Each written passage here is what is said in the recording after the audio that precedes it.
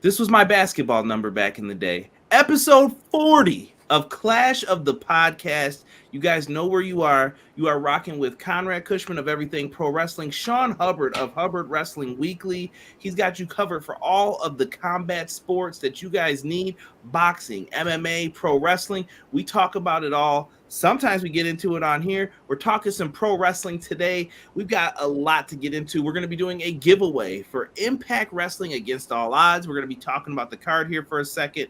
We're getting into Roman Reigns' 1,000-day title reign, new belts going on. We're going to get in a little bit of Seth Rollins and Monday Night Raw, AEW Collision. Lots to talk about with that. And we got some Forbidden Door talk happening as well. And what's that thing Sean always says? Conrad, drop that thing.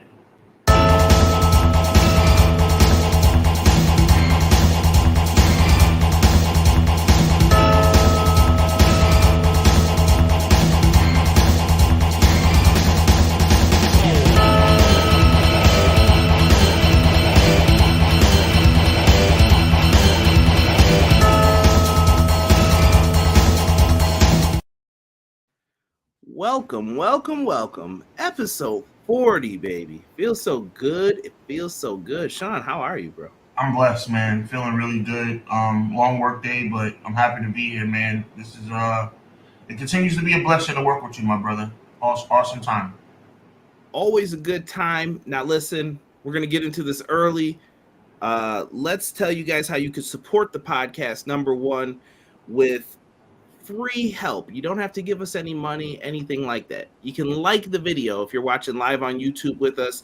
Talk in the comment section. We're going to read some of those comments, get into some of that as well. So get in the chat, talk. If you see it on social media, Facebook, Twitter, Instagram stories, whatever, send us a retweet, show us some love, tell some people about us. That always greatly helps.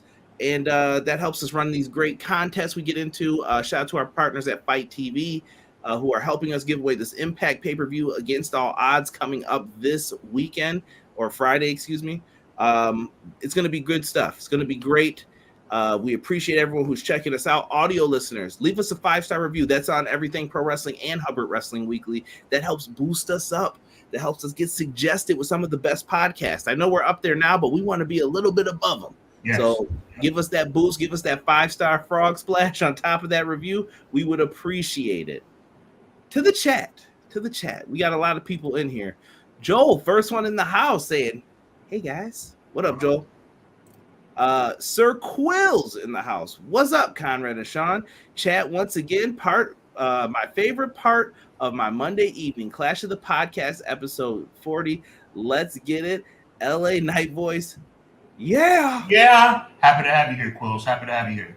Probably my top 3 favorite Sean's TikToks. If you don't follow him on TikTok, definitely go see him. But one of my favorites when he put that up. Yeah. Matt Lopez says, hello, good evening, everyone. Can everyone pray for me that outage, I think it's supposed to say, affecting my area, allows me to watch Raw tonight. Well, I hope you get power back, bro. M. Leezy Fo Sheezy. Prayers up to Matt for that. Doug in the house, DHV, says, hey, yo, must be Monday. Can't wait for another edition of Clash of the Podcast. What do you want to talk about? Yes, sir. We know what happened to that guy. He's apparently done with Brock. It's never done when it's tied up. Mid-card for life. BJ said, what up, everyone? Happy Monday to you all. What's up, BJ? Eric in the house, he says, so Conrad, it looks like Liv's out for the summer. Yeah, Liv suffered a really bad injury. Her tag title reign got cut short with Raquel. I feel bad for Liv. And Dakota Kai got hurt, too. They both got hurt. Like, crazy. Shout out to my guy Noob in the chat as well. Hello, how are you doing today? What's up, Noob? Noob is a huge Asuka fan. Give Noob a follow on Twitter. Good follow. Always giving shout outs and showing love. Much appreciate you, Noob. Let's see here. It's Lady KTV says, hey lady. What's going on? What's happening, lady? Boy, I like it. Terrell in the house. He says, salute, Conrad and Hubbard. Am I the only one not excited over? Whoa, how dare you not be excited? I'm disagreeing fully with you.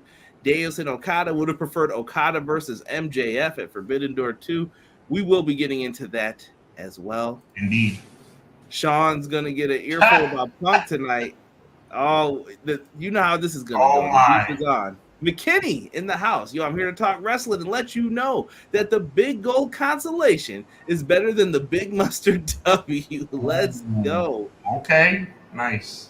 Steve Kelly said, is the bloodline done? I might have to leave that. That's going to be an interesting one to get Sean's thoughts on. We've been talking this week. Let me see. I'm trying to read some more here. Eric says, I was hoping for Danielson Sabre Jr. Maybe next time. Impact code. I'd rather watch for free than be there in person, although tickets will be cheap. Ladies, it's Lady KTV says, I'm going to SmackDown next Friday on June 16th with my nephew Ethan. I'm excited for it. Well, shout out to your nephew Ethan. Yes. And also shout out to you. I hope you enjoy the SmackDown show. As much as I criticize WWE on here, when you do go to the shows, I want you to have fun. That's what it's all about. Have a good time. And shout out to Ethan. Yes, have a great time. Guy Will Gamble, what's good, fellas? Damn, I missed the York Foundation's looking intro song. How dare you talk about the York Foundation? Gamble, how you doing? That's not the York Foundation. I like the reference, though. It's actually WCW versus NWO World Tour. Yes, sir. Steve Kelly says lives out 6 to 12 months. Yikes. Dustin, is Noob on YouTube? I believe so. Noob, you can let us know. But I definitely follow him a lot on Twitter, though. Cray says, what up? Cray, what's good, my brother? What's good? Let me explain. I am excited. Okay, Terrell. I would have just preferred the AEW champion versus New Japan champion. Okada's not the champion anymore, my brother. He is not the champion, so that's why he ain't working with him. And MJF's got a little storyline where he doesn't watch New Japan. He's too cool for New Japan. Gomar said, yo, I hope you guys are having a good day. Appreciate you. Same to you. Dustin, I would never skip your shout out, Dustin. Dustin, how are you? All right. There you go. Much love. See? Took a whole section out of the show for you. Let's talk Against All Odds. Show is happening Friday, June 9th. They also have a show going into Saturday, June 17th in Columbus, Ohio. I don't know why I want to do Hollywood Rock right there, but nice.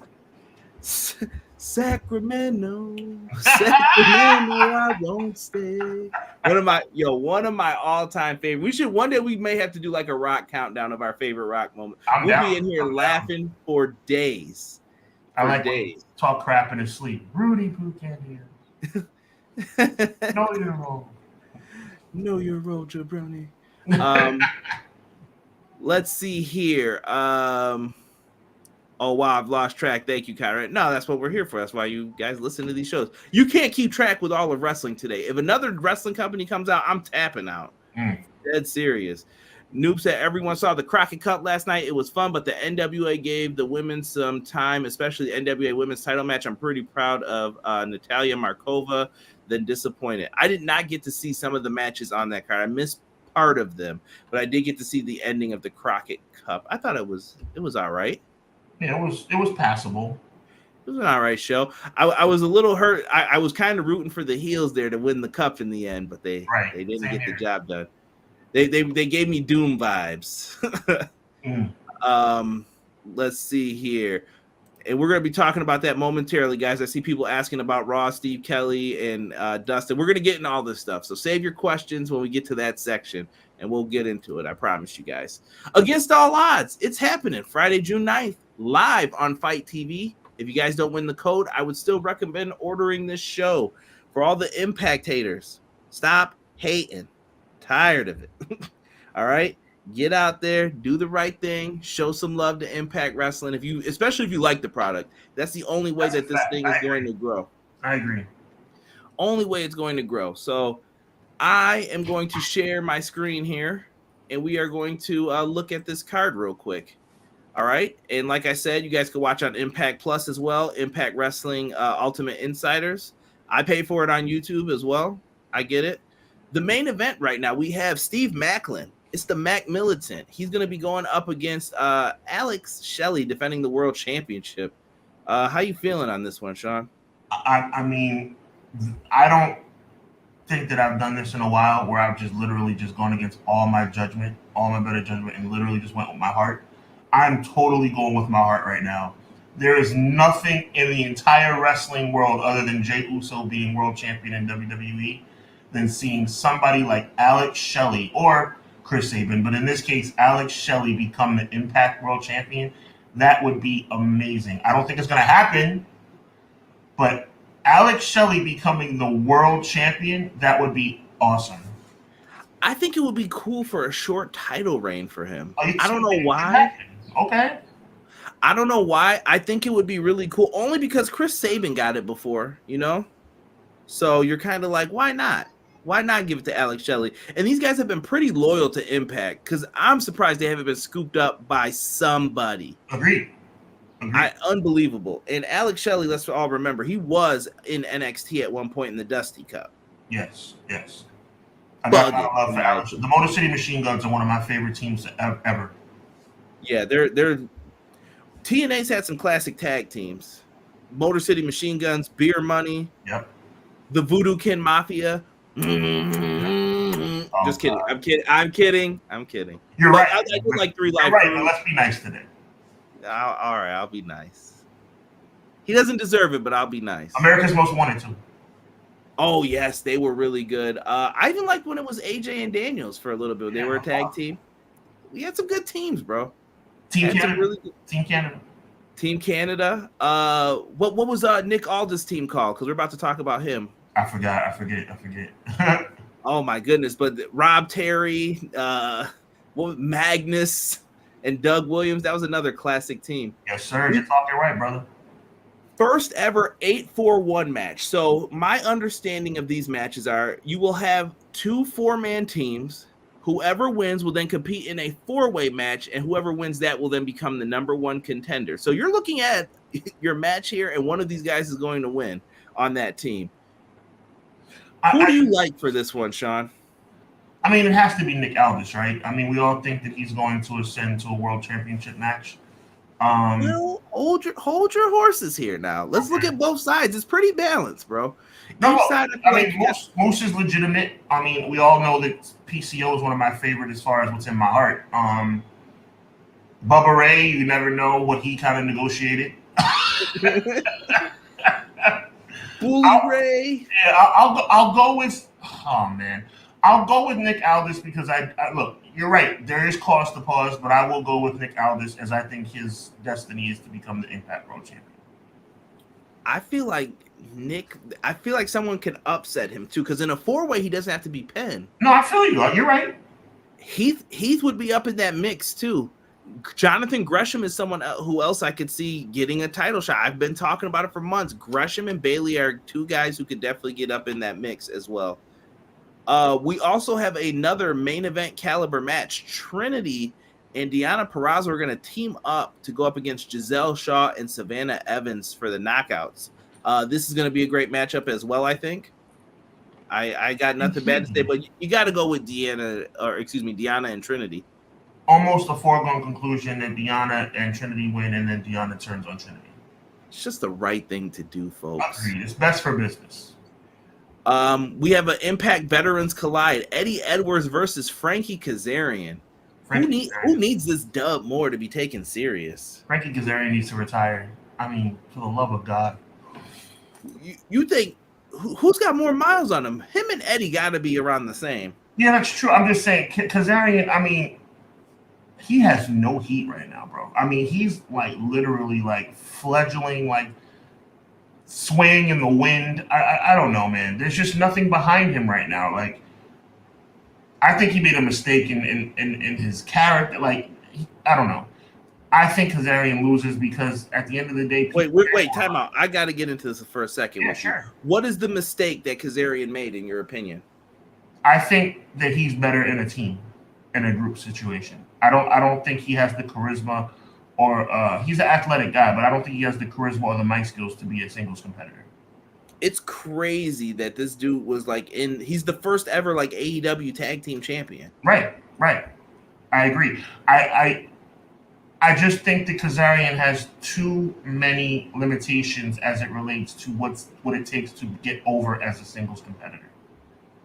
And I think that he's earned the right to be employed because of the hard work that he's put in over the years. I believe that an Impact would hire him and bring him in because he is Frankie Kazarian, because he has done a lot in the business, and because they respect him. And I'm all for that. But as far as him ascending to heights that he's ascended into the past, I don't see it. And I don't see him beating Edwards because Edwards is just more relevant at this stage in his career. Okay. I see some funny comments that we've missed Machine Gun Shelley. Shelley and Macklin should be good. Alex Shelley overdo a world championship run. I think they might have missed that. They might have missed their opportunity on that too. Years back, they should have done it. Someone said aces and eights. Get out of here. That's one of those guilty pleasure storylines for me, though. I liked it. I'm a big Sons of Anarchy fan, so that's probably why I liked it too. But were you a hater of it, Sean? No, I didn't hate it. I just thought they took it too far. Like then they added the Dudley Boys and Mr. Anderson and Team 3D. Yeah, it's just a lot. You know what I'm saying? Like it's just like the NWO, man. They add 37 members. It stops meaning as much as it did before. Oh, thank you. Someone was yelling at us. British Invasion, Noob and Doug. Thank you, guys. Yeah, thank you. And Matt Lopez said AJ and Daniels versus AMW was a great feud. Yes, it was. That it was. Right. Quill says Shelley and Macklin will be a great match, and Alex Shelley would be a great champion that would bring honor back to the title, but I have a strong feeling that Macklin's retaining. I agree with you. I would love to see Shelley win. I think Macklin wins. Deanna better whoop that WWE cast off. How dare you, Justin? How dare you? Oh my!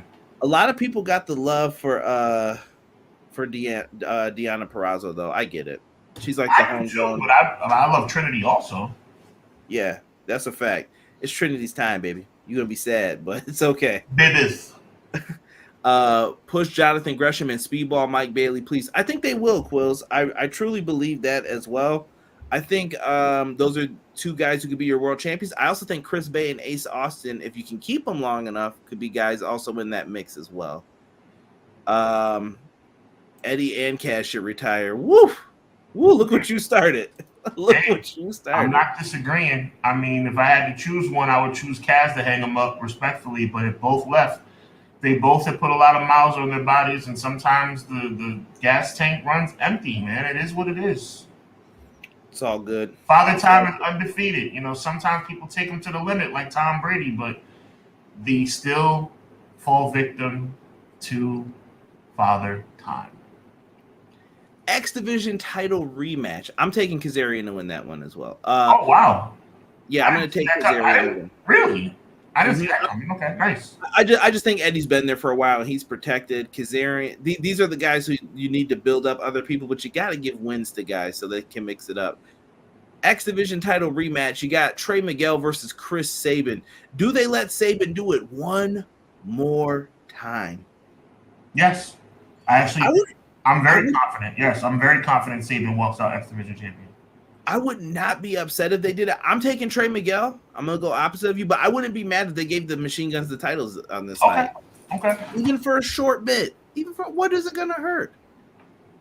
And if you haven't been to the mean streets of Ohio, ask my boy Doug in the chat. He will tell you Ohio Street Fight, the design versus the reunited OVE. They are back together with Sami Callihan. This should be good. I feel like they're in Ohio. Can you really take it from Sami and the boys? I say yes. You're saying the design wins? For God's sake. Say it again? I said do it. Pull the trigger, for goodness sake, please. I have no issue with what you're saying. I would too. I just don't know if they would be willing to do that. Well, sounds like a good idea, but you know what that means. Impact's less famous for that, though. Yes, that's true. To be truthful. In the archives, too, I have an interview with a member of OVE. If you guys go down there looking for it, interviewed him while he was X Division champion. Nice. So make sure you guys go and check that interview out. It's from a couple years ago, but really good interview. Steve Kelly says, I agree, Sean. Cash, hang it up. Time for Eddie and Cash to put on new talent. They've had their time in the sun. I don't think, but they're not out here like beating people left and right either. Terrell said, Conrad, they just confirmed here on the news in NYC construction is underway for that new Buffalo Bills Stadium. Completion date 2026, in case you wasn't aware. Oh, I'm very aware. I'm very aware of them taxes, too, that they said weren't going to happen, and then they were. I don't know what's happening with that. Good for them. Win that championship. That's all I care about right now.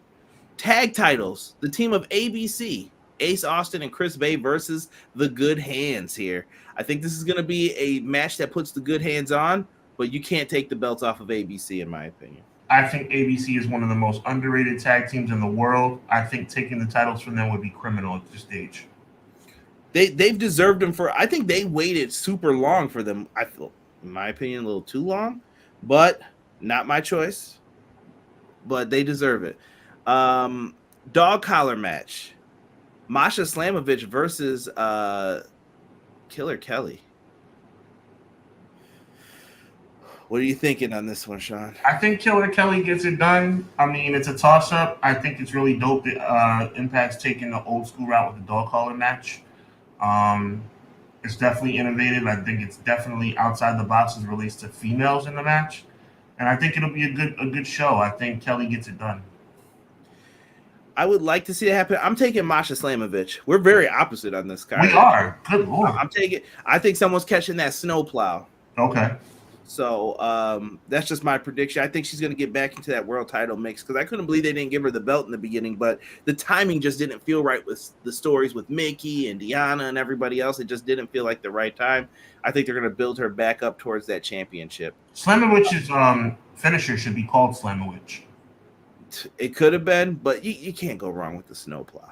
Yeah, I'm just saying, you're slamming a witch, right? Could be. I'm just saying, like a little play on words, like Slamowich.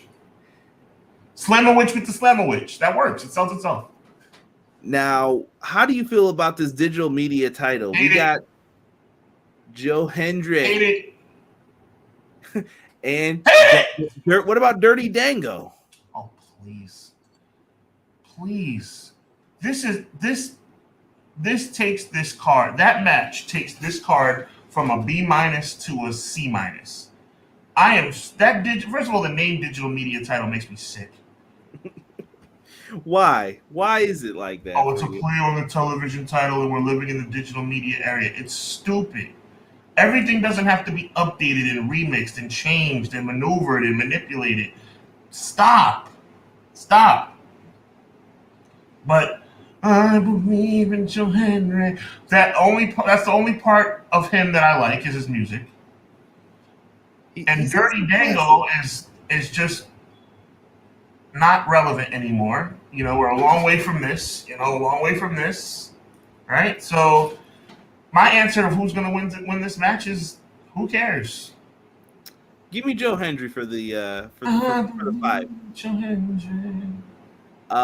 Quill said, I think Trey may retain once again due to heel shenanigans, although Saban would be a choice. Impact does a good job of making you guess who's going to win this. Ohio versus everyone in an Ohio street fight. It doesn't matter who they face. Bubba in the crowd going to score the pinfall. Slamovich only because I like her name. See? Just like Sean. Nothing wrong with that. Dog collar match will be sick. Slamovich is a hard name. Noob says Killer Kelly is winning, but I get a feeling a lot of people are getting kinky on this match when they see Killer Kelly. Hey. Oh, man. It's always tough when you have a dog collar match with females because you can take it so many different ways. We were trying to keep it right, Noob, but good God. I love it, though. I wasn't even thinking like that, but now I am. Oh, grow up, Conrad. Let's get it together. McKinney. Sorry, we got Monsoon over here yelling at me. Exactly.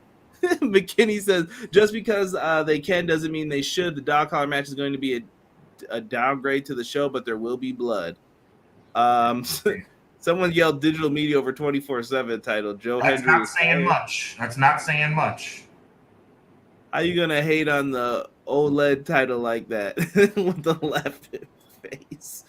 You don't like a good chuckle match? That's the way to get people entertained. Yeah, I yeah. hear you, JJ, but There's levels to it, but exactly. we'll see what they do. I think they'll be fine. Like I said, I think Dango's just in that. He's in that. That's his where he is. That's what he Yes. does. See this right here? See that right there? You know what that is? That's the fine line between comedic and embarrassing. Where did E come from? So Arn can bite people, but Ace can't. Wow. What's up, E? Wow. Out of nowhere, like an RKO. Good God. That was Doug Giggity. This episode is very entertaining. Here y'all go. Get that. Enough of the filth going on in here. We will be giving out the code at the end, so make sure you guys stick around. If you guys are interested in winning that code, stay in here until the very end, and we will be passing that out. Let's transition, Sean, because we got a lot to talk about here tonight. Yes, we do. Transition. Okay. Here is Roman Reigns, Mr. 1,000 Days himself. He looks deep in thought right here.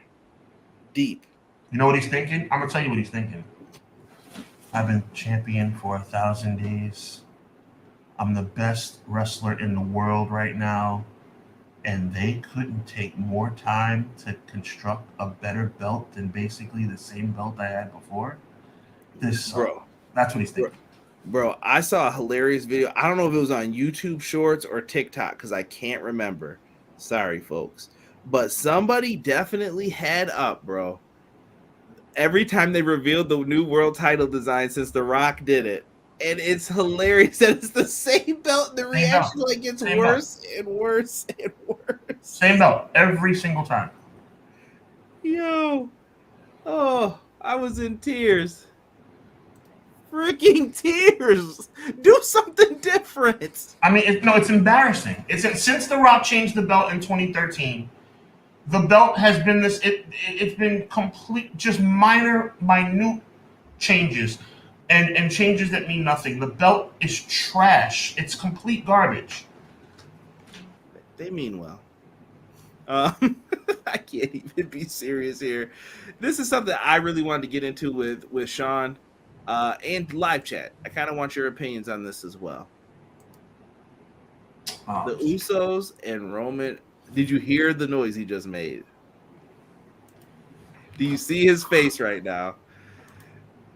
They are moving along here with this Uso storyline. Let's get Uso.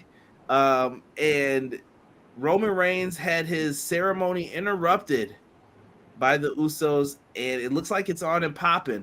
And right when they thought Solo was with them, Solo went to the side of his brothers. He turned because he knows to follow the tribal chief.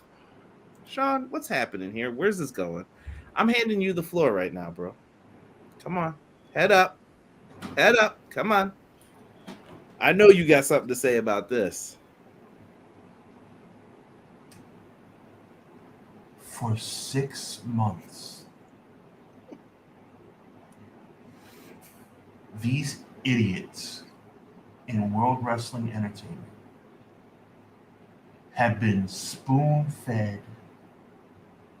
gold, spoon-fed pro wrestling gold. It wasn't anything that they've done. It wasn't anything that they created. The fans made Jey Uso, and now 6 months later, Jimmy Uso, household names, all because they wanted to see someone new step up and challenge Roman Reigns. The Royal Rumble, Elimination Chamber, right after WrestleMania, right before Backlash, and now on SmackDown. You had tens of thousands of people in Saudi Arabia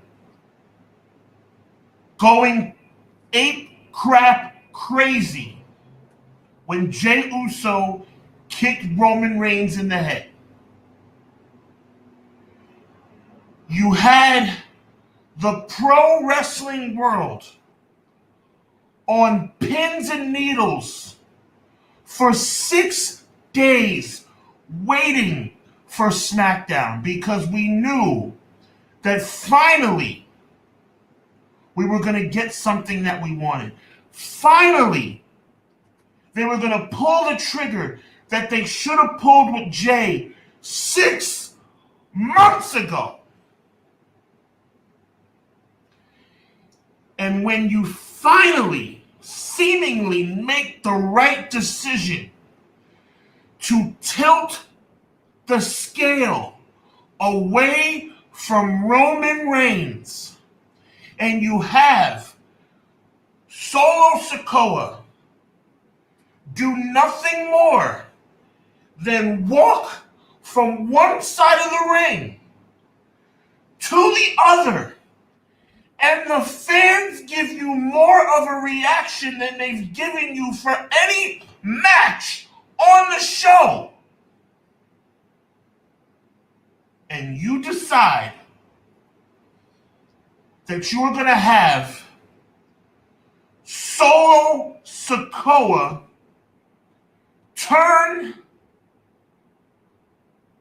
on his own brother.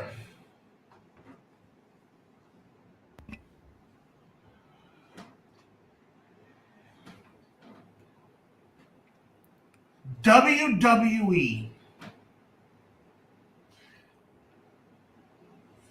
the thoughts that I'm about to express are simply the thoughts of Sean Hubbard and do not reflect his thoughts of Conrad Cushman. That's for everything, too, including all the other shows. WWE are idiots. They don't care what we want. They show it every chance they get, ladies and gentlemen. The fans made the decision in January what we wanted. And then we made the decision in February about what we wanted.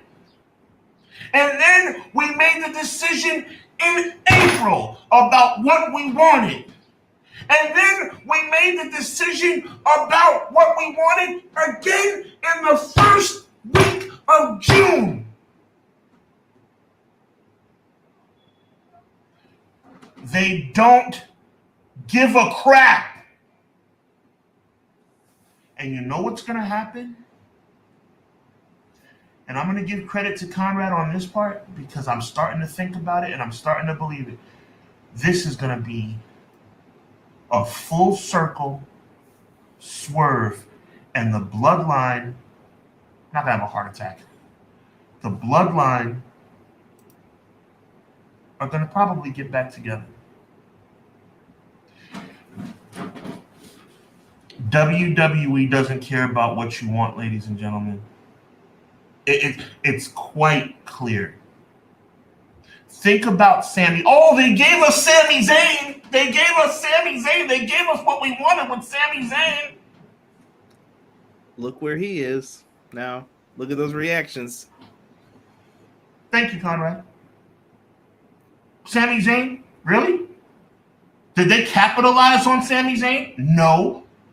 They got the main event they wanted in Montreal, which is his hometown, and it's over. Oh, he was the main event of Crown Jewel or Night of Champions. Who gives a crap? Who gives a crap?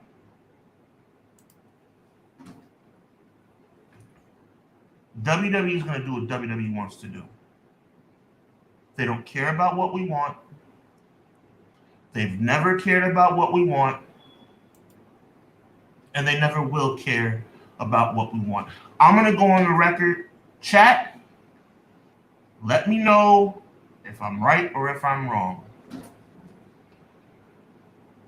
With the momentum that was naturally created by the fans, with Jay,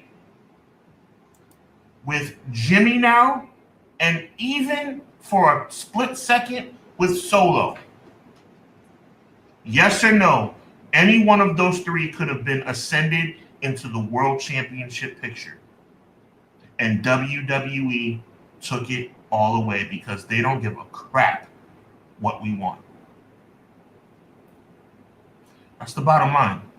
The Bloodline has been a great storyline that had the potential to be, and I'm going on record here, Conrad, that had the potential, if they made the right decisions, to have been the best storyline in the history of the business. And WWE said, it's cool. It could be the greatest storyline ever, but we'll screw it up on purpose by actively going against what the fans have told you that they wanted. The fans have been screaming for Jay. Now the fans are screaming for Jimmy. And the fans were screaming for one night for Solo. And WWE has said no all 3 times.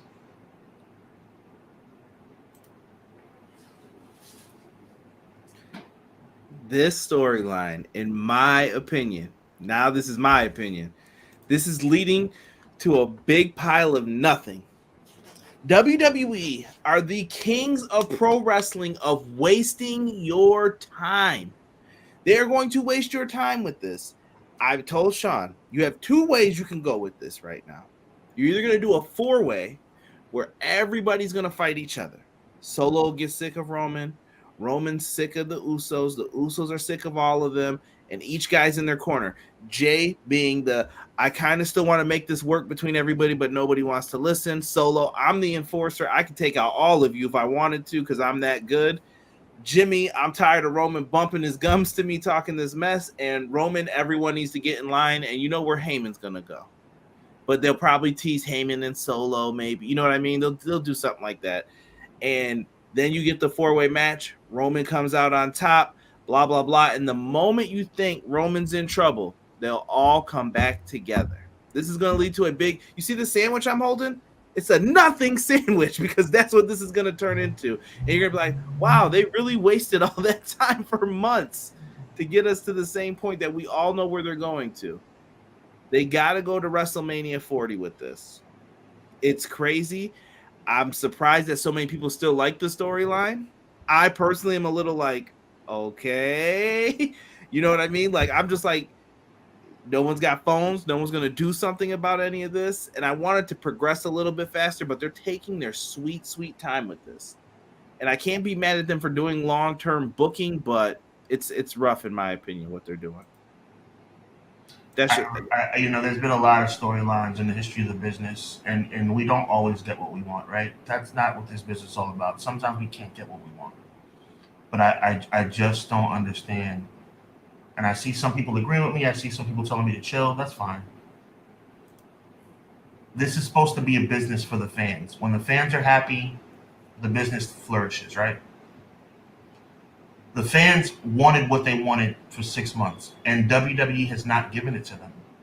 I mean, and the thing that I want to stress, Conrad, is the fact that they've had to willingly divert. You feel me? It wasn't like they just made the wrong decision like they've done many times. Like, we all make wrong decisions, right? You know, in the pre-match back when, you know, the elite, Keith Lee and Strickland were defending against the Acclaim, and everybody said, well, the Acclaim should have won that match. Okay, well, you can't change the match mid-match, but 2 weeks later, we got what we wanted in Queens, New York, right? So you can't always get it right every single time. more appropriate spot, too, to have that for an eventful night that was already occurring. Touche. But for the fans to... Do you remember Jay standing in that corner at the Royal Rumble?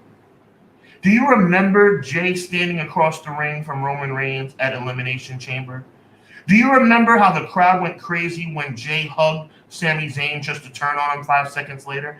It's like Vince or whoever's making these decisions, they are actively actively seeing what we want and diverting. Like, we know what we want. We know what they want, but we're going to give them the opposite. I mean, did you see? You know what? I was very focused. I had to watch the replay of it. I DVR'd it. I saw it live and I watched it back. Everybody in this chat and YouTube comment, watch that segment again. Watch how the fans go crazy when Solo walks across the ring. And then watch how sad they were. Not because they don't know that wrestling's predetermined. Not because they don't know that this is all panned out way before. It's not that they think it's a genuine athletic competition. We all know it's storyline. We all know it's a show. But if you look, the fans were like, it wasn't even sad. I'll take that back. You know what it was more like? It was like, good Lord, how many times can they disappoint us? Well, see, I think it all depends in the eye of the beholder. So this is one of those situations. I love watching non-fans like us react to this stuff because they don't know as much as we do. Right. That's so they're true. Just watching it and it's different. So my wife, now I'm going to put this in full-blown perspective. She likes the Usos and Roman Reigns. I couldn't tell you why. She likes them though. And she was really into the storyline when it was on TV. She happened to be home that night because usually she's not around when SmackDown's on. And she was glued to that segment. She didn't watch nothing else. She could have walked by, had hands full of soap suds, carrying the intern around, doing whatever. But that segment, they were eating dinner, and I just remember seeing the chair turned like this, and I saw the eyes, and I was like, she's really into this. I'm hating it. I'm hating it, but I hear the reaction. I'm not. You guys probably think Conrad just said stuff to say it. No, I'm telling you how I feel. That's why I ask you how you feel. Because when I'm watching this, I'm like, oh, brother, get to the point. Right. Savage and Hogan and Elizabeth wasn't this long. What are we doing? What are you trying to tell me here? Good Lord. And they're trying to tell this long story with Roman, but people are invested in the drama, the little bitty thing. If they give you a little smidge of something, they're into it. That's why their ticket sales are doing really well right now. But once this train's over, where are you going? Where are you going to move forward? I hope that they have plans for that. And Deanna, shout out to you in the chat. She said, what if Heyman turns on Roman for Solo? That would be interesting, but I don't see them doing that. And this is where me and Sean disagree, or not disagree. This is where me and Sean see things differently. Sean is doing I said this. If we're in a creative room, when I say things most of the time when it comes to WWE, this is what WWE's always done. This is what they're going to do. Sean is telling you from his standpoint, in my opinion, Sean's idea is, what if we did this instead? Mm-hmm. Everyone's expecting Cody to get the belt, but we have a bunch of other guys that you could consider. You have anyone from the Bloodline you could have gave it to. At one point, you had Drew McIntyre. You had some believable people that you could have had win, and they just don't. It just seems like it's a foregone conclusion of stop thinking that way. Like they're beating you over the head. Like, stop thinking that way. Stop thinking that way. It's not going to happen. And I'm just tired of getting beat over the head. That's why I'm like, here's what they're probably going to do. Right. And you're right. And you've been right every step of the way. And it's clear that, like I said, you can force feed WWE. The fans can give you what they want and tell you what's going on. And WWE's just not going to do it. I'm just convinced at this point now. People, Conrad, whoever WWE does not care about their fans. They care about money, but they don't care about their fans. Because I'm telling you, every one of you, watch that segment from SmackDown last week. Watch when Solo turns on Jimmy. Look at the fans. It's not, oh my God, this is so sad. It was, oh man, again? You take us to the mountaintop just to push us off again? I think it's Guy Will Gamble comes in with a good point here. He said, I'm starting to believe they're gonna Reigns is gonna pass Hogan. I can't imagine after WrestleMania we're still talking about this. If we're still talking about this, I don't even know what to say, bro. It's like, and it's, I'm loving what you just said, Conrad, because it really brings the whole situation back home. Man, do they know how to make a good thing start to suck? Of course. Man, do they know how to make a good thing start to suck? Vince McMahon, I've always said, is kind of like a man-child. The longer you look at how he operates and does things, he will break a toy and then go find a new toy once he's done with it or tired of it. And he does the same thing with storylines. He's like strangling it, and he's got such a hold on it that it's like, you're hurting the storyline now, dude. Like, you gotta do something else here. And if you don't think Vince is involved, I got news for you, pal. Grow up if you don't think Vince is involved. We've been telling you since, I think we've been saying it since everyone thought Triple H was in charge. We've been saying, like, something ain't right here. I made the analogy, and you made the, like, he's sitting down at Thanksgiving dinner with him. Like, please. And the sadness we gave Triple H was the fact of your name's tied to this, bro. Your name is you. It says you're in charge. You may not be, but it says you are. So you can't have it. They beat Conrad over the head so much they knocked his hair off. I love it, Deanna. Base hit Solo comes out. I'm a bad man. Oh, here you go with Rikishi. I'm a bad man. I'm surprised we haven't seen him go up here. Let me see here. CM Punk heat from last week did that. How dare you, Terrell? How dare you? The little details are interesting, though. Reigns saying Jay will always fall in line, and he has to lead the Usos to lead Jay Reigns at 40, right? Right? We'll see. We'll see.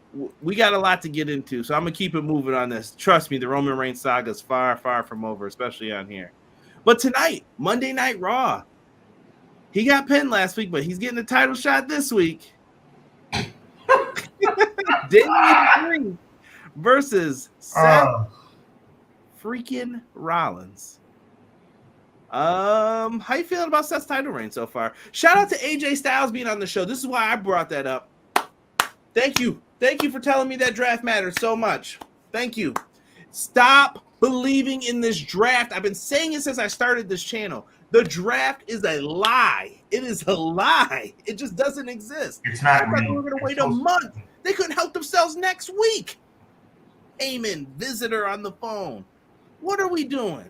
What are we? Who's in the creative room? And it's not like, guys, that doesn't make sense. And then when you have AJ acknowledge it, it just reminds you that they don't care. They just don't care. It's annoying.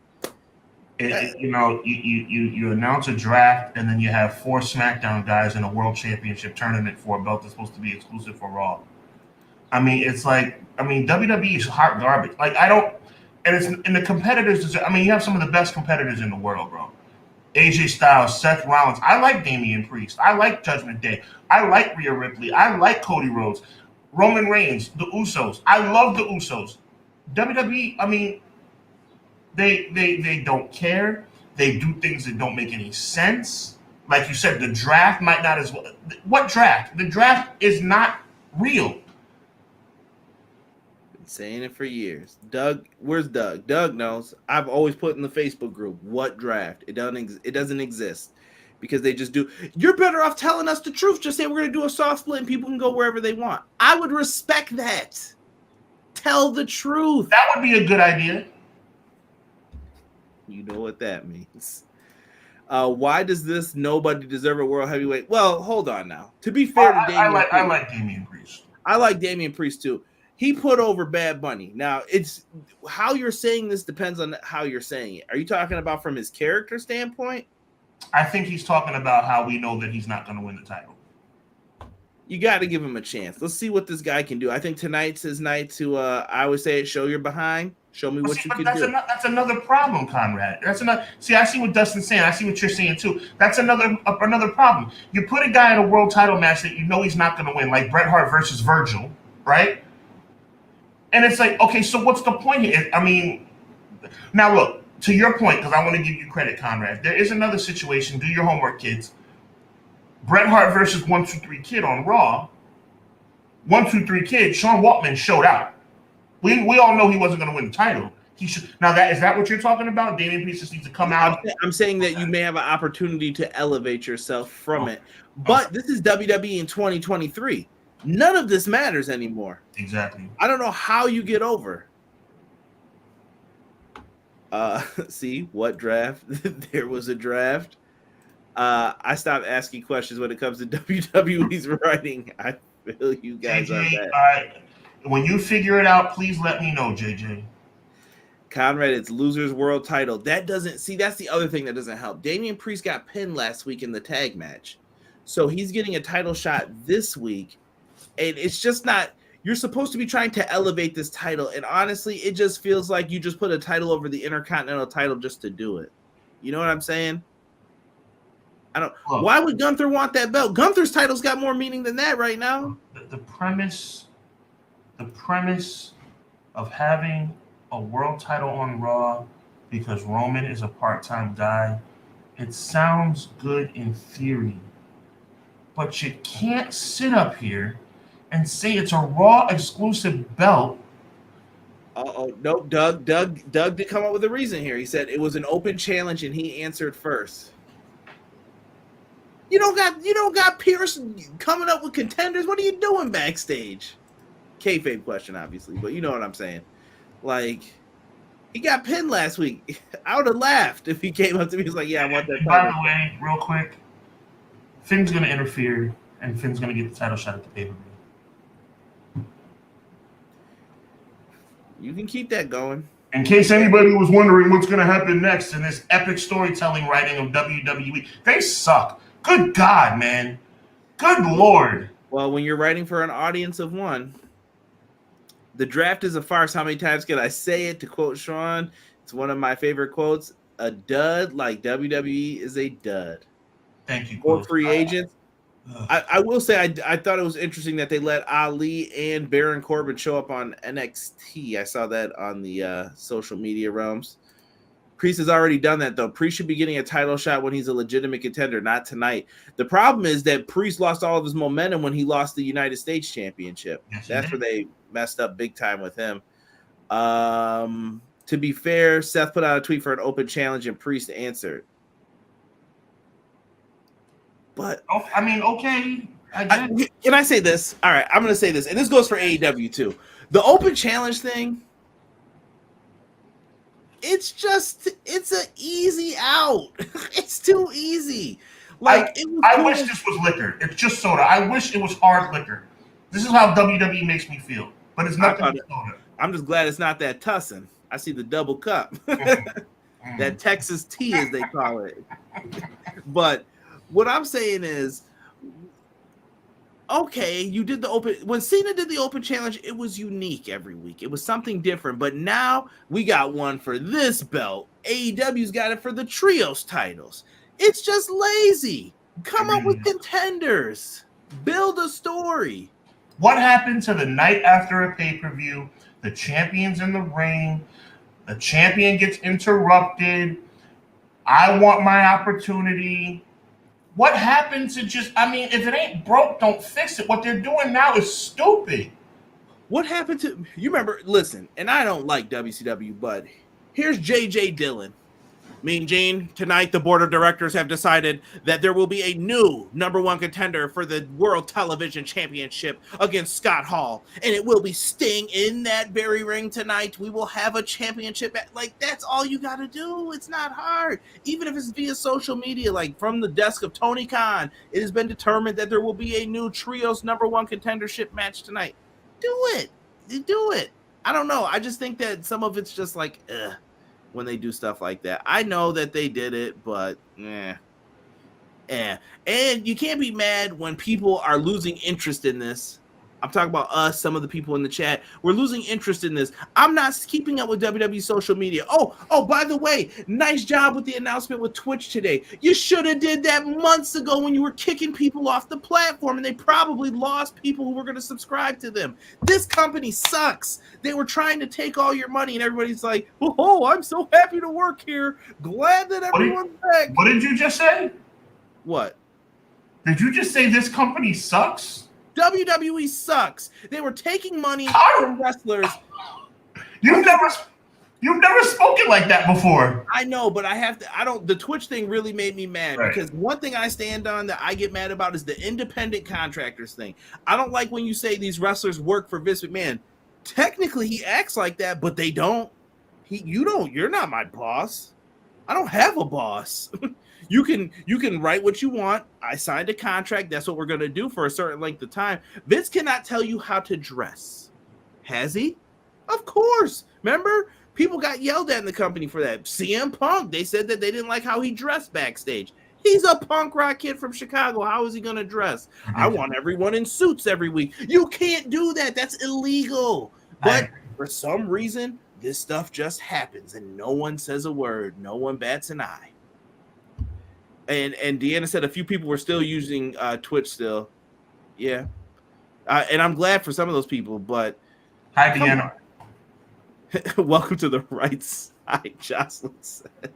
I've been on that side, trust me. I try to be fair to WWE when they're doing something. Am I wrong? Conrad's never actually, I'm always the one that's going crazy. Conrad actually just came out, not that it wasn't true, everything you said was gospel truth, but like, WWE sucks? I've never heard you speak like this before. They suck when they start trying to take stuff from people that I'm like, dude, why are you doing that? Is it, do you really need... Quill says Conrad finally broke. Nah, it was just, dude, how can you take something away from these dudes? They're the ones playing the video games. Ask Vince McMahon what's the last video game he played was. Atari? I think Shane had Mario Brothers or something. Yeah, I don't remember. But they didn't play that stuff. You know what I mean? Like, come on, bro. And you're trying to take that from people? Lame. You just want the money. And obviously, this is what they've been working on. They have a whole partnership deal with them. And now it's all good. It's okay. Let them be. If they're independent contractors, let them be independent contractors. That's all I'm saying. Hubbard blows up. Conrad plays devil's advocate. I see. We both, well, when the other one's on a topic like that, you got to do that. Trust me. We're about to flip roles in a second. I got that feeling. Conrad just turned heel on WWE. I don't hate them. I'm gonna probably have Raw in the background tonight since there's no basketball game. To be honest with you guys, Right. I'll probably have it on, but we're gonna take time out here real quick to let you guys know that Sean has a new shirt up on his website. You wanted it, ladies and gentlemen. People like Quills, shout out to Gamble Quills, M. Leezy for Sheezy, a couple other people asking about it. Yo, it's out right now. tpublic.com/Hub Wrestling Weekly. Ladies and gentlemen, the You Know What That Means t-shirt is now available. I already sold about 10 shirts in the first hour. That is a big number for somebody that's small time and trying, like, we are really excited. It's a Clash of the Podcast, Hubbard Wrestling Weekly collaboration, EPW collaboration. Please go out and support. Listen. Love you guys, and I mean that genuinely. I think you guys know that by now. I big up my shirts. I love my shirts, right? But this is something that's like our baby, because this is a catchphrase that was born right here on Clash of the Podcast. You know what that means. I mean, it's a big deal. So everybody go to tpublic.com/Hub Wrestling Weekly. The You Know What That Means t-shirt is now available. So thank you guys. I love it. Guy Will Gamble says the people have been clamoring for it. I think they're talking about my heel turn. Hashtag you know what that means. BJ saying woo woo. That's dope. I love it. Yeah, go out and cop one, man. It's a great way to support either one of us. So check out the t-shirt stores. They're down in the description. To clarify, once again, this is a Hubbard Wrestling Weekly EPW collaboration. This is a Clash of the Podcast shirt. Go down in the link. Check out our links. Got some good shirts, merch up there. Look at all of them first and then make some decisions. Get 3 that you want. Set it up for the time frames. When you got some extra ducats, it's another great way to support. We could use the dough, but obviously we're not on here begging you guys for it because I know times are tough and it goes for all of us. We get it. This particular shirt is just close to our hearts because that, you know what that means, started right here on the Clash. So appreciate you guys. Now we're gonna skirt over here to the other side of things. Let's go into the land of AEW. We've got Collision coming up, and I know you've been waiting to talk about this. Me and Sean had a back and forth on the Dynamite review about CM Punk. CM Punk is returning.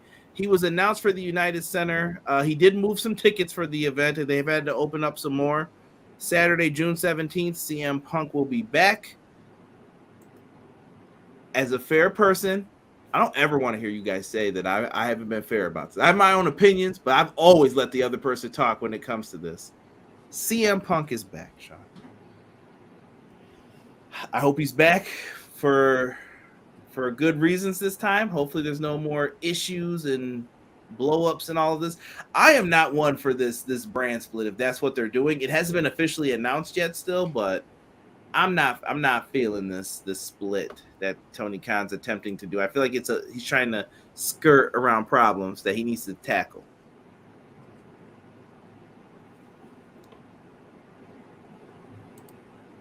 It's on you. Dead air is bad air. No, the face means everything. I don't know, man. It's like, I know your excitement level is really high, Conrad. I just don't want you to get your hopes up, bro. Like, this dude is toxic. And just because I say he's toxic does not mean that I'm saying that the Elite is not toxic. I never said this whole situation was CM Punk's fault. But good Lord, between the drama and the injuries and the backstage fighting and the arguments and the misunderstandings and the situations in the backstage and in the ring and going to visit other companies and doing other... The dude is toxic, man. All I'm saying, man, is don't get your hopes up. Is CM Punk good for the wrestling business? Yes. Is the wrestling business better when CM Punk is involved? Yes. But is CM Punk a toxic individual? Yes. That's all I'm trying to get you to understand. That when I say he's toxic, that does not mean that Adam Page is a great guy. I never said that the Young Bucks were stand-up individuals. I never said Kenny Omega should be Humanitarian of the Year. I'm just saying CM Punk has some issues, bro. And if we're talking 6 months from now, which we will right here, 6:05, 6 months from now, God willing, don't be surprised if CM Punk is on another hiatus. That's all I'm saying. Don't get your hopes up. This is how divisive this kid is, right? Probably the same age as me, probably like 2 years older than me. This is how toxic this kid is.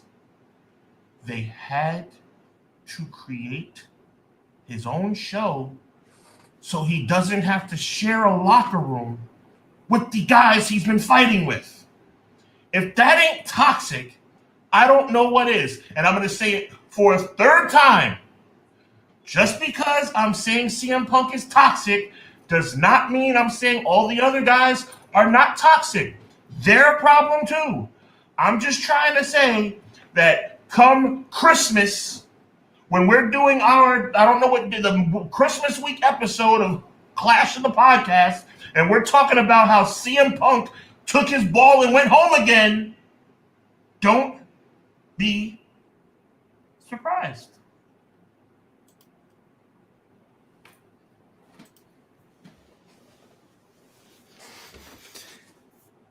Okay. Where do I want to start with this? Bring it on, bro. Because I know nothing I said was wrong. No, not at all. But when I hear CM Punk is toxic, I always say CM Punk did not come to work one day and say, you know what? Let's mess up everything.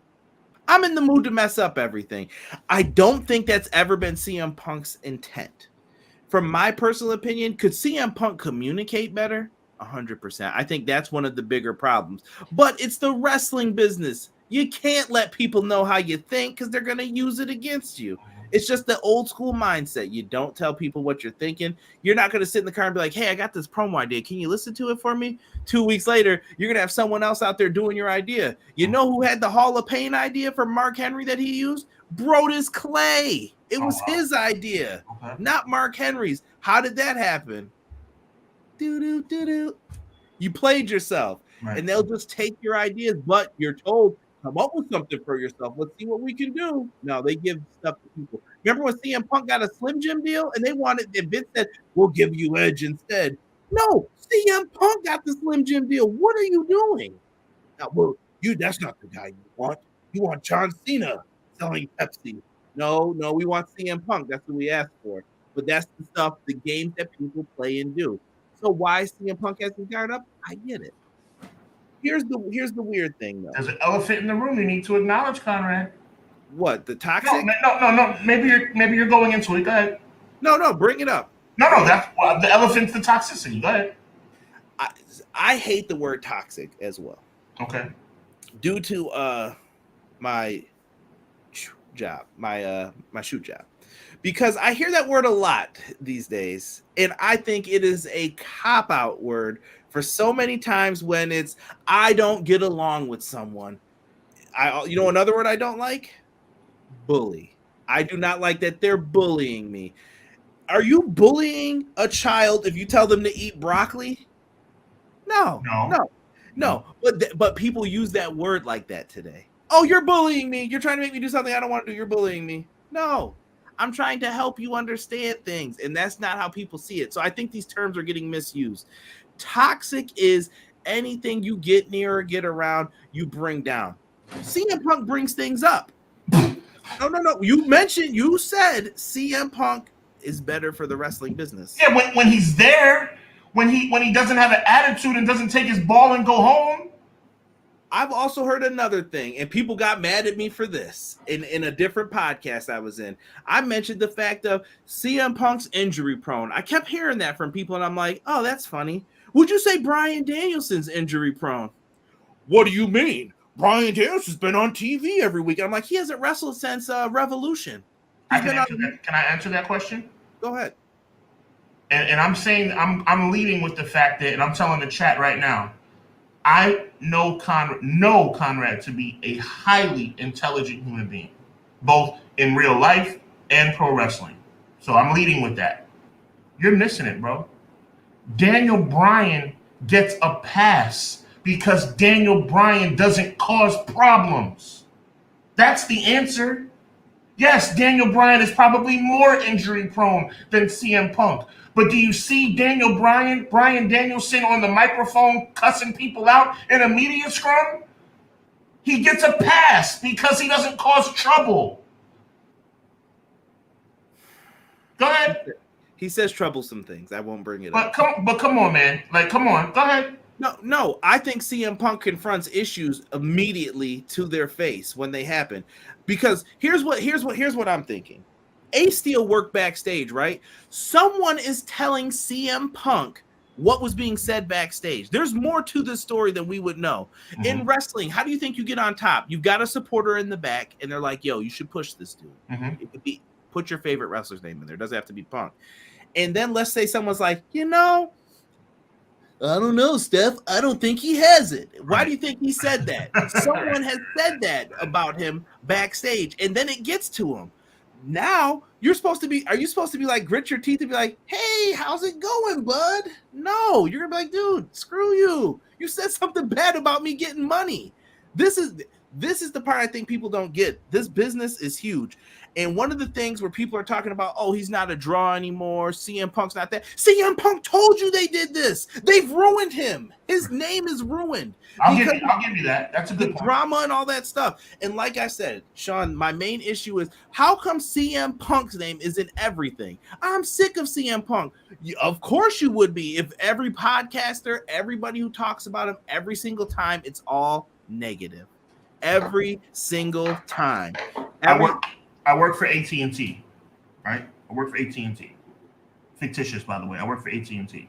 When I worked at AT&T, I had a problem with the manager, and I told the whole world that AT&T sucks. You need to go with Verizon. I went to Verizon, got there, was the employee of the month for the first 3 months. Somebody at Verizon pissed me off. I told the world, Verizon stinks. You should go to T-Mobile. That becomes your reputation, Conrad. That's the part, and again, I'm leading with this because I want there to be no misconception. You are a highly intelligent guy, but you miss this, and you miss it every time. You miss it on your AEW reviews every Wednesday night, 10 p.m. on the EPW channel, and you miss it here. CM Punk is a bad businessman when it comes to him talking crap. He can't keep his freaking mouth shut. He needs to grow up. You need to recognize this. I want to start hearing some elite comments in the chat too. What did I say? I just want to know. All I'm saying is, but you see, we've been talking about both sides of this, and all I see is Punk. Because we're talking about Punk, and everybody in the chat that watches us knows that you're a CM Punk supporter, and for some reason, you're a CM Punk apologist. Why? No, because the elite are liars, bro. Tell me you watched that show where they came out there. I haven't been able to wrestle for 8 weeks, bro. You have a wrestling ring in your backyard. Stop lying. Listen, the problem with you, Conrad, is that everybody, I can't speak for everybody. I know Derek does. I know I do. I've been saying since day one that everybody's at fault. But for some reason, you take offense to CM Punk being called out for being who he is. CM Punk's a problem. But at the same token, can we not recognize that? So, Sean, let's go back to your AT&T example. Sure. Sean, let's pretend that Tony Khan's your boss, and he says, Sean did record number business. He did this. Remember that beforehand when he said all that stuff? Yeah. So would you say at that time CM Punk was the top guy in AEW? I would say for that time, yes, he was. Okay. So you expect to be treated like a top guy, right? I would. I mean, this is where, this is about to take a little ugly turn. Okay. Go ahead. So CM Punk jumped into the crowd. I know he got his foot hurt. Here we go. Blah, blah, blah. CM Punk jumped into a crowd. Danielson got hurt in the ring. Danielson also knows why Vince told him to tone down that style, but we're not going to get into all the schematics of it because I think Danielson should be allowed to wrestle however he wants. That's not my point. My point is, how is one person injury prone and someone not with the whole CM Punk thing? And I know you guys are writing good things in the chat. I'm going to try and get to some of them or put them up on the screen. With that idea that CM Punk was number one, so he gets injured. Tony does this whole garbage thing of no, you are going to be the champ. We're going to do the interim champ stuff. When CM Punk came back, was he treated like he was number one? He became second fiddle to Jon Moxley, the dude who he big upped before for going to get help. Now Moxley's in charge. He's like, yeah, I'm working without a contract. Number one, that's not a CM Punk problem. That's a Tony Khan problem. So now Punk's dealing with ramifications of that. Please tell me you heard what I'm talking about. You know what I'm with you. Okay, so Jon Moxley's on TV, and this is where I get mad at people because Punk's the problem. Jon Moxley said, I could have went to SummerSlam with the belt if I wanted to. Why would you even say something like that? Why is no one talking about when MJF did the exact same thing? That was a problem too. But these things are just swept under the rug. That's where you're wrong. They're not swept under the rug. They are talked about. The problem becomes when somebody says that CM Punk's a problem, you, for some reason, I don't know what it is. I can sit up here and say the elite, and I'm just, John, whoever you want to talk about. I can say A, B, and C are the problem, but when I get to CM Punk, for some reason, and it's not just me. It's not you seem to think that CM. Here's the thing. Here's what you seem to think. CM Punk's getting a bad rap. CM Punk's not getting a bad rap. He's getting a worse rap than he deserves, in my opinion. How so? He's divisive in the locker room. He talks crap about people when he doesn't like what they have to say. He talks crap about people when they have issues with him in the ring. He goes and takes his ball when he goes home, and he goes home when he's not happy. Are any of these things not factual?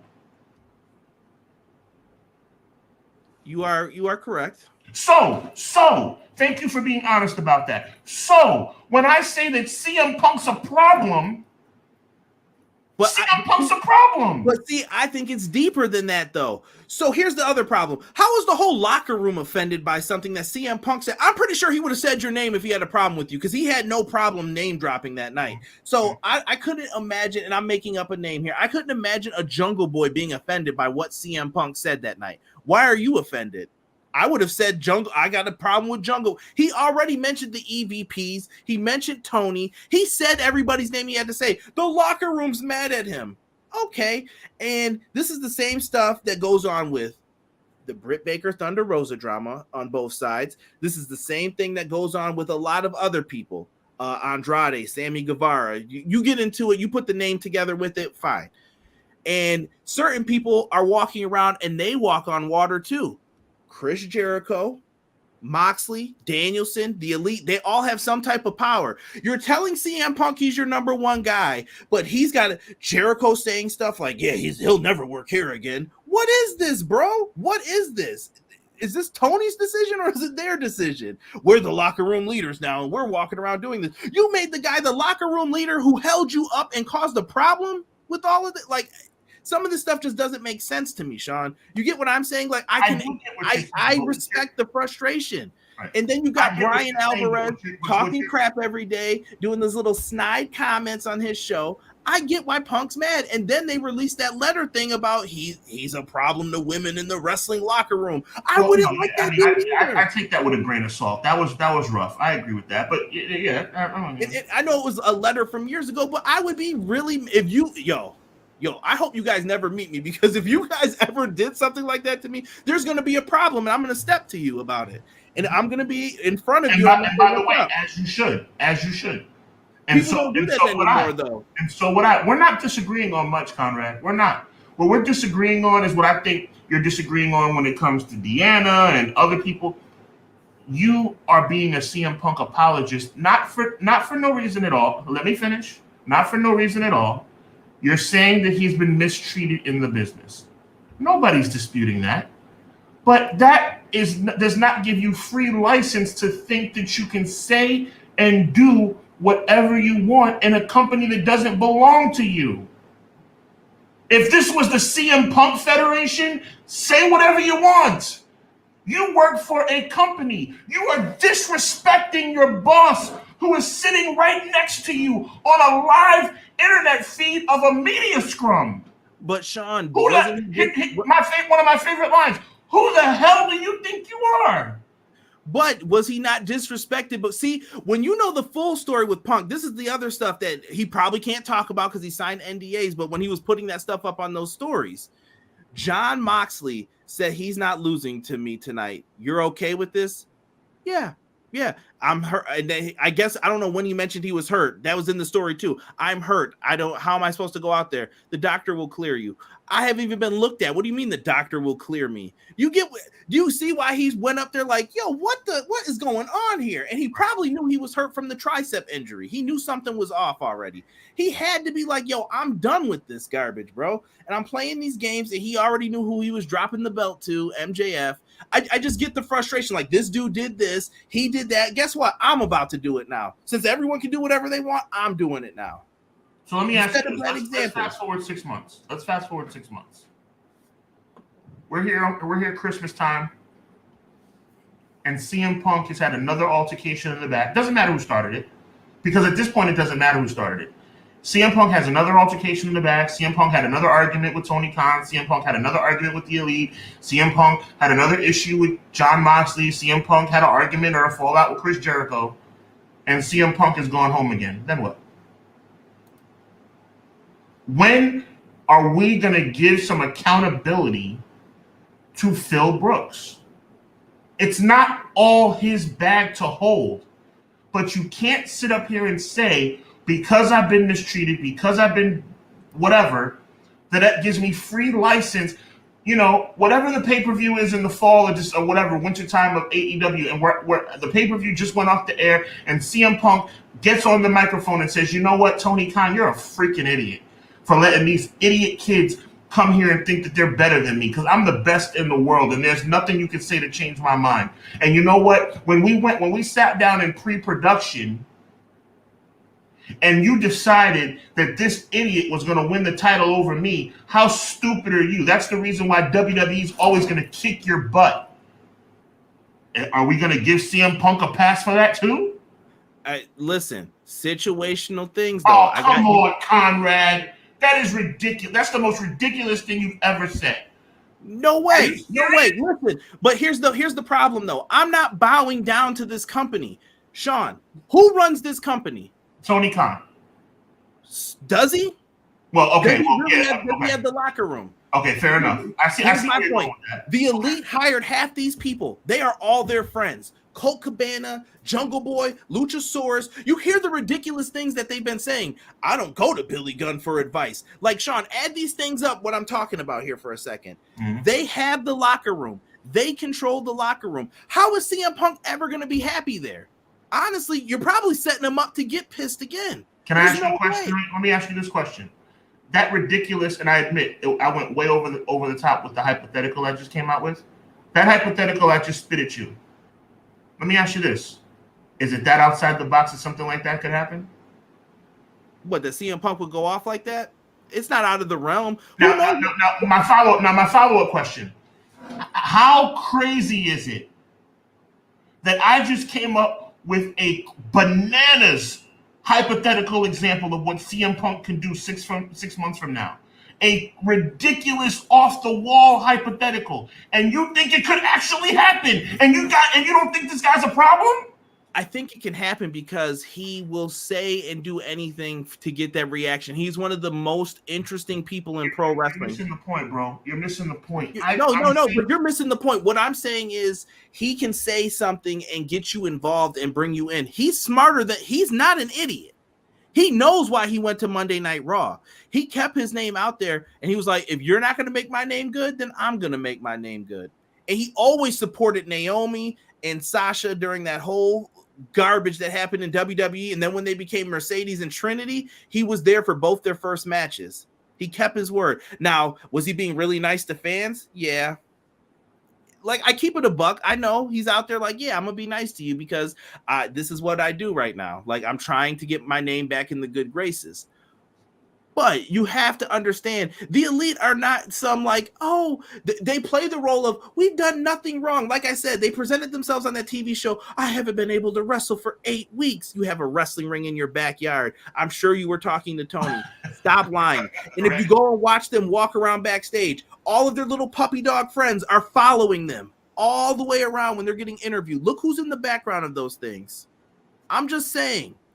None of this stuff makes sense to me. They are not innocent. These people know. I don't know if it's Colt, Hangman Adam Page. You saw he changed his tune too. I was waiting for someone to ask me about this, about how I felt about the veterans. You should have never said that in the first place. So some of this stuff, it's not like I said, it's not like CM Punk woke up. What I don't like is that it's all Punk's fault. Should Punk have said what he said? No. It's not all Punk's fault. I'm not signing off on that, but I just don't hear enough of the other guys are the problem. Maybe because there's 7 of them who you could put blame on for all of this too. No, but that's not how it's going to work, and Punk's outnumbered. I can tell you what it is, and it's not fair. It's just like the guy who has sex with 50 women is a player, and the woman who has sex with 50 guys is a hoe. It's not fair. It's wrong. But CM Punk, are we agreeing or not that CM Punk has a reputation? And you know something? If you have a freaking reputation, maybe you should go out of your way, Conrad, to try and change the narrative. For the love of God, get yourself together. When you feel the urge to say something stupid, shut up. Dustin said, I think one guy was innocent in all this was Kenny, who was just an eyewitness who tried to protect CM Punk's dog and got bit.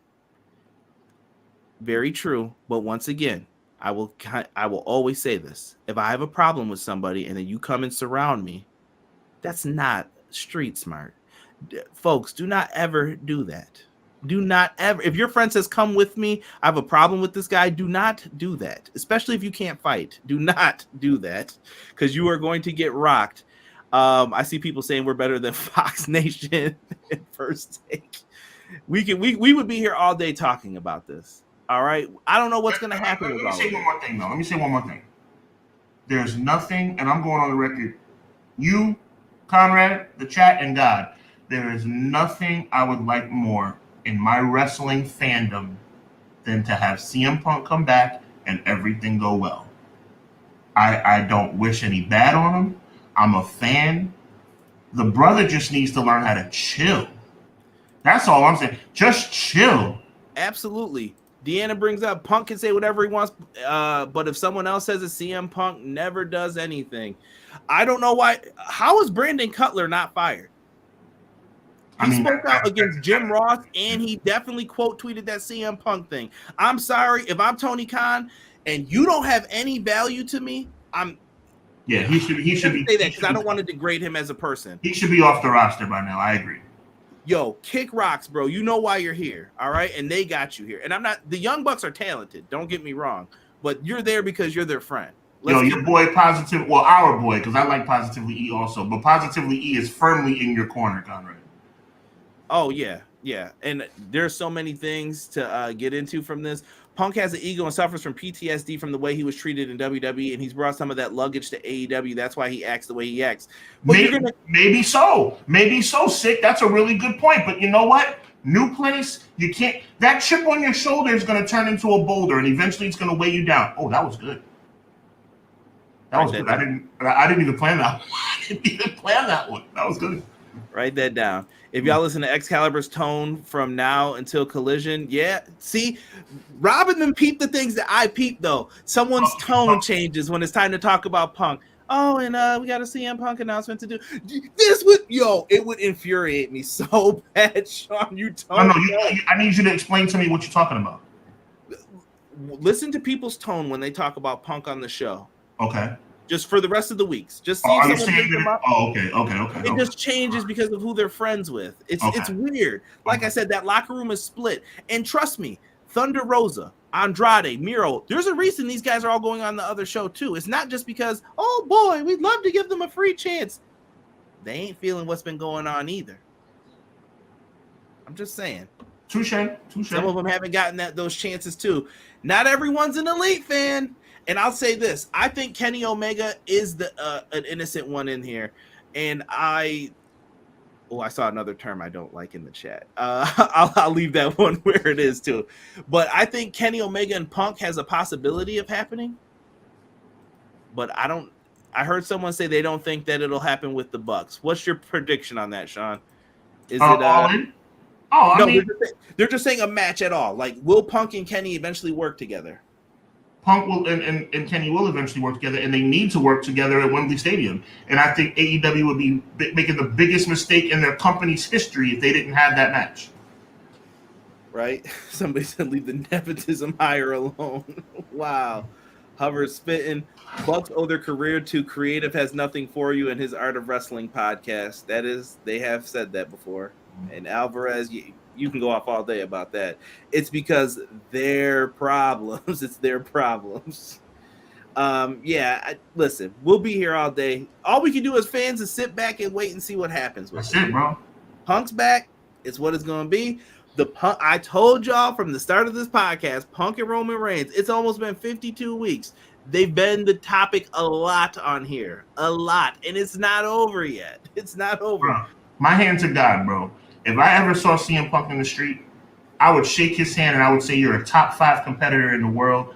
Please just chill and you'll be in the Hall of Fame. That's what I would say to him. Just chill and you will be in the freaking Hall of Fame, bro. Just stop. Just please. For the benefit of people like me who want to see you on TV every week, please just relax. You roll your eyes when I say that. What's wrong with that? What is wrong with what I just said?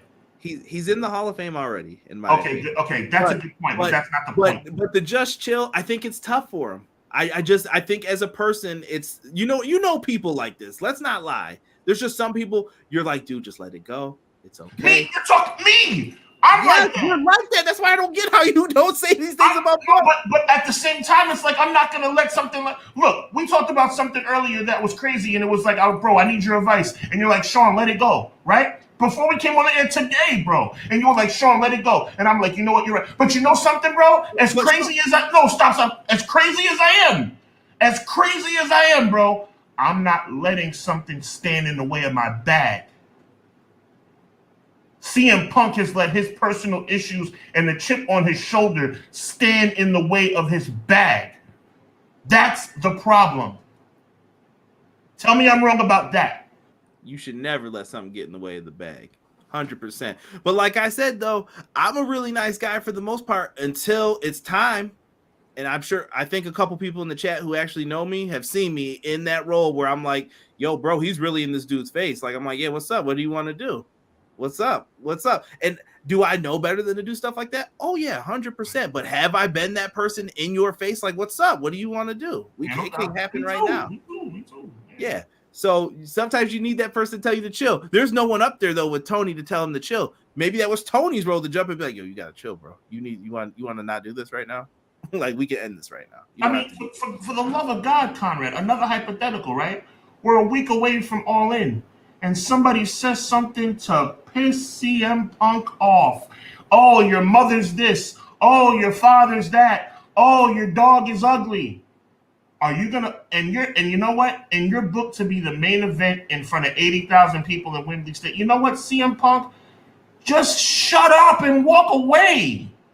All I'm gonna say is I mentioned that I think Kenny and Punk will work together. If the Young Bucks say no to this, I don't know what else. What did I tell you? I don't cuss like that. What did I tell you I would call them on the air if I ever found out that they decided not to? I would call them the Young Ducks. Yeah, I would quack, Young Ducks. Quack, no, look at my face. I'm into the chat too. Y'all know I don't cuss like that. If I find out that the Bucks or anybody chooses not to work with CM Punk and be professionals, I will call them what they are, and I'm sure you know exactly the word I'm talking about. On the air, I will call them that. And the crazy part is too, bro. Like we're about to wrap up soon here for you guys, but what a show! I'm fired up now, man. Oh yeah, people love this one. This was a good episode. This is a classic. 40 was my basketball number, so I knew this one was gonna be lit. I'm a weird numbers guy, not on my Jim Carrey-ish though. So I always mention the FTR thing too. Like FTR got into fights with people. Dax Harwood said him and Bobby Fish were punching each other in the face on a television camera, like legit. Like, I'm sick of you. And they were just fighting each other. You get what I'm saying? Like, there's just no control over some of these things. And I'm sure people saw it and it was like, yo, I'm going to punch this dude in the face. No one's getting in trouble for this stuff. I guess that's how we handle it. Maybe it's old school pro wrestling here. You know what I mean? By the way, AD and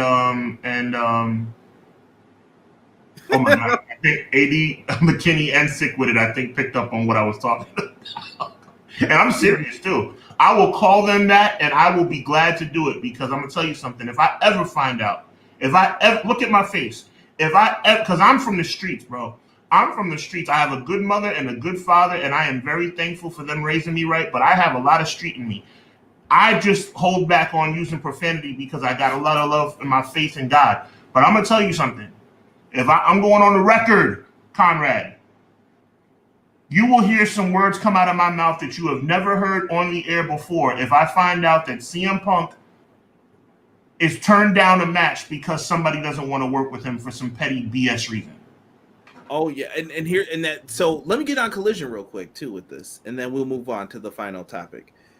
CM Punk being on Saturdays, that's not helpful.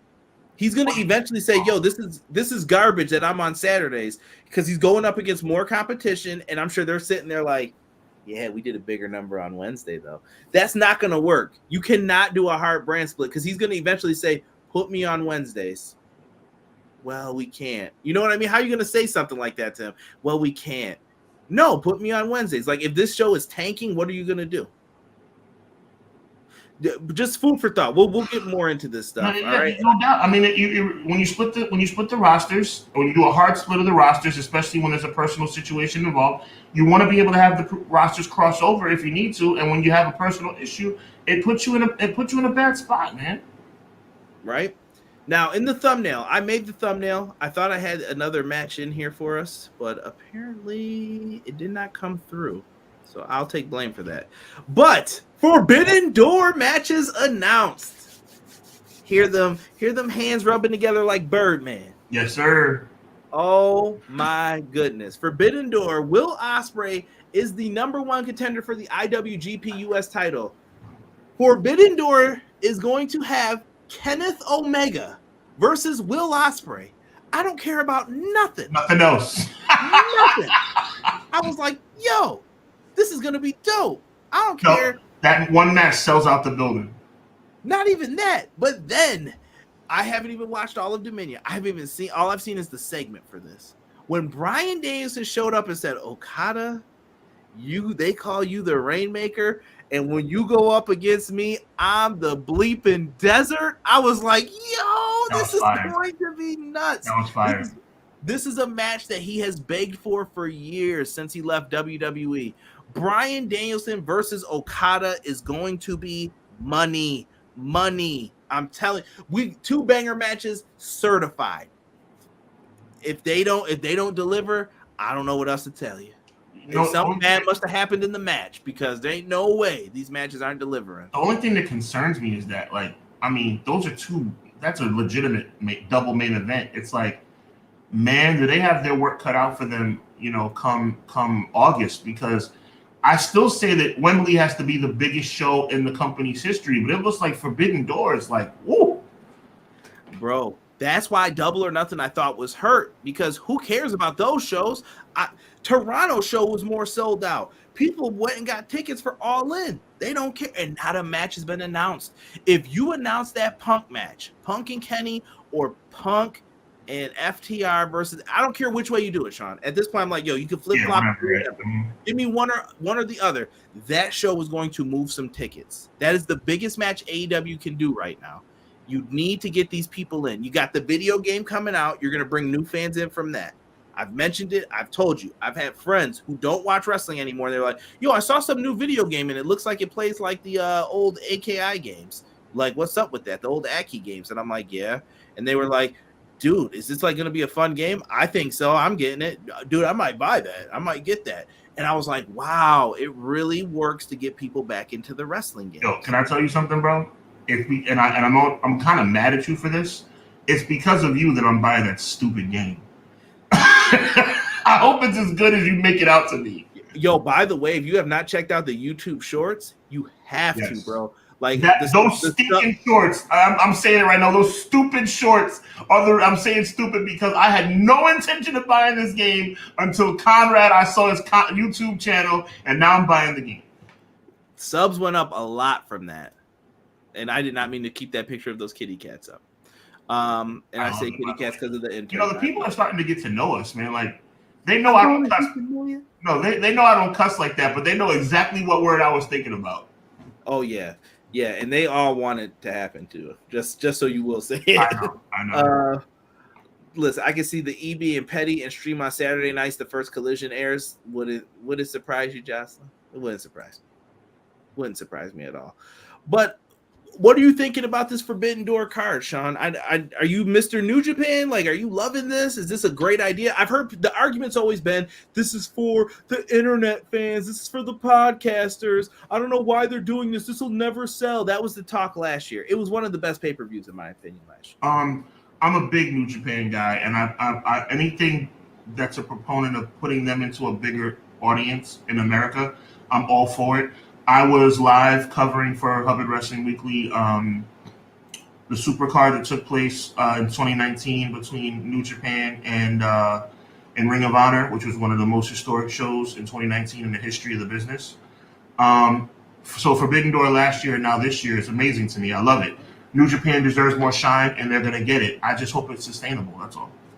Right. Quill says Danielson versus Okada, Omega Ospreay 2. This is going to be crazy. Facts. Okada versus Danielson is 2 elite wrestlers. If Mercedes was on this card, still might be. I don't know. I've heard that ankle might not be broken. It might be sprained really bad. No, but if I was them, I'd have her on the show regardless, whether she's injured or not. She could just walk out in a boot. I'm in. Exactly. I don't care about none of that. Every match at Wembley needs to be elite and epic matches. That is definitely what Sean said. Sean was the first person I heard say it. That you have to have 9, 8, 7, whatever number is 10 bangers from open to close. Dustin says MJF versus who? Does MJF need to be on this card? You got him and Sonata as the top world champions for each brand. They're both heels. Sonata's in a group called Just Five Guys. Har. I'm sure someone liked a cheeseburger or something. And they thought that would be a great group name. But I'm going to say something that's going to surprise you, bro. I think MJF should be left off this card. I think so too. I feel like he doesn't need to be on here. If he faces anyone, it's Tanahashi. But Does Punk need to be on this card? This was another interesting topic that people had. Some people said no, and some people said yeah. Give him the match that he should have had last year. No, you know what comes to mind. You know what I think they should do? I'm going old school again. What is this? Circa 1996. I was 8, 7. They had a whole pay-per-view dedicated to Hogan and Piper, and they did the contract signing at the pay-per-view prior. Hogan and Piper, and they had Hogan and Piper do the contract signing for Starrcade at World War III. You can have something where MJF is there, where there's some kind of contract signing, some kind of interaction, but not in a match. Give him some type of segment. Give him something to do. Six said, I want to see Punk versus Kenta. That's my dream match. Why can't we see that, huh? Man, I would love to see it. The man who Punk stole the GTS from. I'm honest. You see? Not everything's a defensive Punk. He stole the move. Danielson also stole the move. I'm also very honest about that. The running knee he stole from Kenta. But, dude, that match would be really good. And Kenta put I got nothing to do on June 17th. Kenta talks the most messed up Punk, and I love it. He also put his face over Punk's head where he's doing this on the June 17th. Punk is hilarious. If Monet shows up, I will find a way to see it live. Punk FTR versus Lee only is going to happen one time. Oh, Matt Lopez talking about throwing a propane tank in the game. I'm just mad that Xbox is getting the game for free with that Game Pass, and us PS5 users have to pay $70. Well, it's not on Xbox for free yet. At least I haven't heard that. Let me see here. MJF needs to be on the show. Punk versus Kenta. You could do that. Listen, they've got options. The show is done. I'm sold. I'm in. You could put whatever else you want on here. I'm good. You could have Hiromu versus Darby. You could book Taka Michinoku on the card for all I care. If Jushin Liger comes out, I'm going nuts. That's all I'm going to say. All I got here is do. I'm done. I'm like, bro, greatest pay-per-view of all time for me that I've ever attended. It's over. It's done. That's all I need to hear. And I'm losing it. This show is going to be fun. Enjoy these shows. Wrestling doesn't have to be a downer about everything. All right? Let people have fun. And that's what this should be. Enjoy it. Rob, ain't nobody buying all the consoles. That's too much money. Too much money for the Switch and all that. Takeshita needs to be on that show. I think Takeshita will be. I wonder when they do the Blood and Guts match too. Who's got money like that to buy all them systems? Talk that talk. I know I don't. Somebody's got it out there. But listen, it's almost time for Raw. You got 9 minutes. I'm gonna let you guys get your food on, do your thing. Sean, you got anything coming up this week? I am all in, no pun intended, on Crawford versus Spence coming up at the end of July. I know it's a little ways away, but I have a lot of content coming up regarding that. Make sure you check, as an example of my work, make sure you check out the post-fight article I wrote on Garcia versus Davis. And, of course, man, just let's keep rocking and go out and get yourself a You Know What That Means t-shirt. I'm telling you, you will not regret it. And anybody who does buy a t-shirt, make sure you take a picture of yourself and send it to myself or Conrad, and we will post you on our social media, give you a shout out. So once again, definitely retweet it. You Know What That Means t-shirt brought to you by Clash of the Podcast is now available on tpublic/Hub Wrestling Weekly. Rob said, I'm living frivolously. You cut it out. Rob is living the baller life, though. Steve Kelly said, I have a PS4. The game is coming out on PS4, Steve, so you can still get it. You can still get it. Winner, chicken dinner. Oh, we got to pick someone for the contest. That's right. You do that. I'll set up my last thing here. If you want it, put a 1 in the chat. Put a 1 in the chat if you want this code here, and we'll see who we can hook up. Sean also did a stream this week with a nice young lady. If you guys want to go back in his archives and check it out, he premiered it live a couple days ago. Well worth it. Good listen. The young lady definitely knew her pro wrestling. She was on it. Agreed with her on some of the things too. When she had her Seth Rollins Macho Man comparison, I kind of smiled when I heard that. I was like, yes, someone gets it. Big shout out to Crystal, man. Big shout out to Crystal. She's a longtime friend of mine. She is valid, Conrad. She is valid. For sure. Codes for Against All Odds on Fight. Well, let's see here. Yeah. Yeah. Someone said I'll put a 1. What we giving away? And me and Derek will be live AEW Dynamite this Wednesday. Always live after the stream. Check us out for anything coming up for Fight Forever. Make sure you are subscribed to the EPW show on YouTube and everywhere else. Let's go, Sean. Do you want to announce the winner? All right. Well, we got to give it up to someone who I don't think. Matter of fact, I know they haven't won before. We appreciate all you guys. There's some former winners that have put the ones up, and it doesn't mean you'll never win again just because you won before. But this is a new winner. Conrad and I agree. We want to give it up. Enjoy Impact pay-per-view live on Fight TV for free to JJ. Congratulations. JJ, send me a message on social media and I'll get that code over to you right away. All right. Everybody, thank you so much for showing love. I got people doing the I'm walking here. The Hitman. For myself, my tag team partner, Sean Hubbard of Hubbard Wrestling Weekly. We are out for this week's episode of Clash of the Podcasts. Peace.